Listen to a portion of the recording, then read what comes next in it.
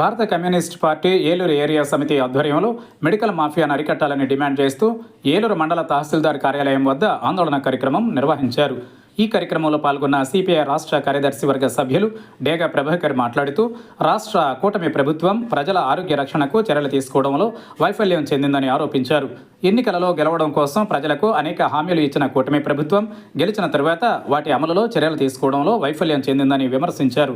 రాష్ట్రంలో medical mafia విచ్చలవిడిగా పెరిగిపోయిందని, corporate ఆసుపత్రులు రకరకాల పేర్లతో రోగుల నుండి అత్యధిక ఫీజులు వసూలు చేస్తున్నారని, నకిలీ మందులను రాష్ట్రంలోని 65,000 మెడికల్ షాపుల్లో విచ్చలవిడిగా కొంతమంది విక్రయిస్తున్నారని అన్నారు.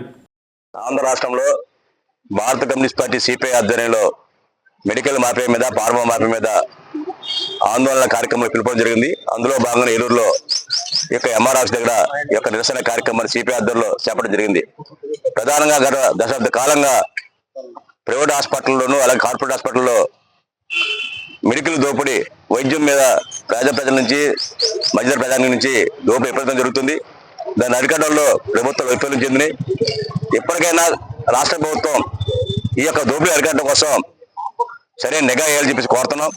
అదే సందర్భంలో ఏవైతే ప్రైవేట్ హాస్పిటల్, కార్పొరేట్ హాస్పిటల్ ఉన్నాయో ఆ హాస్పిటల్లోనే ల్యాబ్, వైద్య పరీక్షలు చేసే ల్యాబులు కానీ, అలాగే మందుల షాపులు కానీ అందులో ఉండటం వల్ల వాళ్ళు ఆ డాక్టర్ రాసే మందులు అక్కడ తప్ప బయట ఏ మెడికల్ షాపులో లభ్యం కాని పరిస్థితి. ఆ విధంగా పేద రోగులు అనేక ఇబ్బందులు పడుతున్నారు. మందులు లభ్యం కాక బయటకు కొనాలంటే మెడికల్ షాపుల్లో ఏ మందులు వేస్తారో అర్థం కాని పరిస్థితి. ఈ విధంగా పేద ప్రజల నుంచి దోపిడీ విపరీతం జరుగుతుంది. మన ప్రజలు సంపాదించిన ఆదాయంలో 160 నుంచి 70% వైద్యానికే ఖర్చు పెట్టాల్సిన అవసరం వస్తుంది.